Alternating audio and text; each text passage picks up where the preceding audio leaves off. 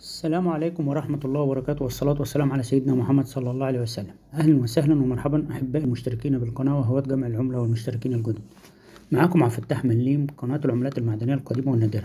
وقبل ما نبدأ الفيديو برجاء دعمكم وتفعيل زر الجرس للاشتراك في القناة للهواة الجدد، وعمل لايك للمشتركين القدامى لكي يصلكم مني كل جديد.